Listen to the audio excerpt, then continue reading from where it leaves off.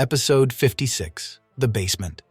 In a dream, Armin Arlelt hears Berthold Hoover sobbing and opens his eyes. He sits up and sees the head of the colossal titan looming over him, though the face is more skeletal than usual. As Armin watches, the colossal titan sheds a tear. Armin wakes up on top of Wall Maria. He finds Sasha Braus laid out beside him, severely injured. Armin asks what happened, since the last thing he remembers is Berthold's transformation, and Levi Ackerman has Aaron Jaeger bring Armin up to speed. Armin is shocked that the scout regiment has been reduced to just 9 soldiers, and he struggles to come to grips with the fact that he was given the Titan injection over Commander Erwin Smith, and that he ate his former comrade Berthold. When Armin asks why he was given the injection, Levi explains that Aaron and Mikasa Ackerman were willing to draw blood to save him. Hangazoe says they will be disciplined for their insubordination, which the two of them accept. But Levi admits that, regardless, the final decision was still his, and he chose this place to be where Erwin would die. Armin has misgivings, and Hanged admits that they believe Erwin would have been the better choice, but Erwin was the one who had entrusted Levi with the injection in the first place, and Levi has made his decision.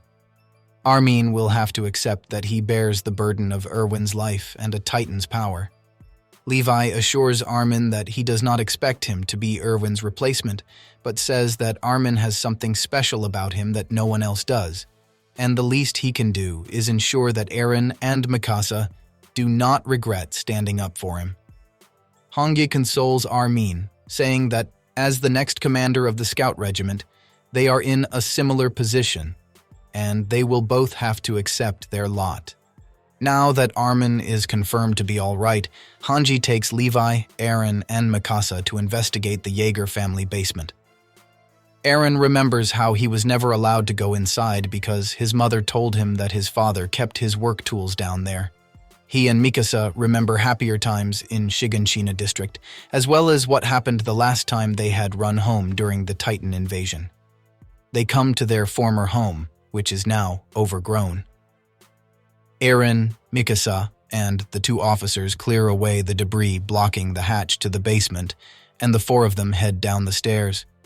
To Aaron's surprise, his key does not open the door at the bottom of the steps, so Levi simply breaks down the door himself.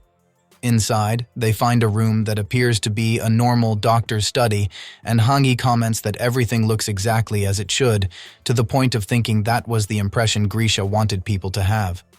Levi agrees, noting that if Grisha had anything that the interior police would have wanted, he would not have left it in the open. When Mikasa accidentally knocks over a cup, she bends down to pick it up and discovers a small keyhole in the side of Grisha's desk.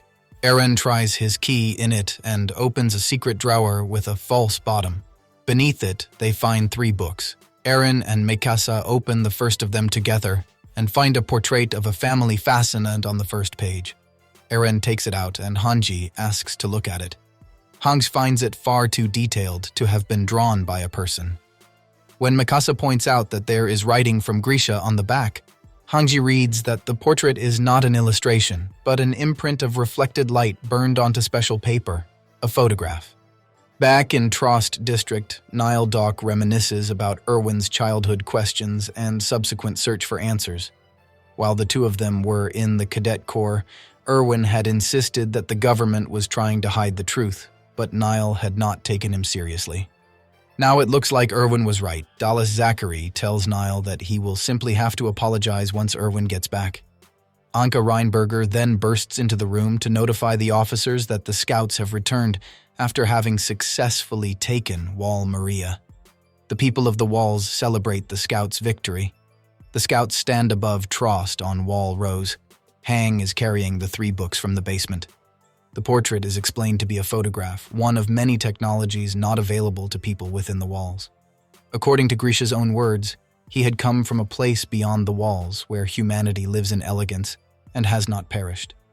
One day, years ago, Grisha and his sister ran out of their house to see the airship, almost forgetting their armbands. Their mother warned them not to go outside the walls, and when the airship sailed far enough that it went past the wall of their neighborhood, They stopped, unable to follow. Faye hoped that one day, if she was rich, she would be able to ride on one, but Grisha was more realistic and said that neither of them would ever be rich.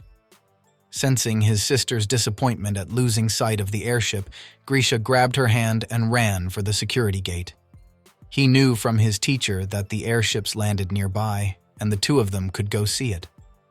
Faye expressed concern about going outside the walls against their mother's instructions. But Grisha barreled through the gate, telling a guard in uniform that they would be right back. In his later writings, Grisha would say that particular day was when he learned the truth of this world. Next episode. That day.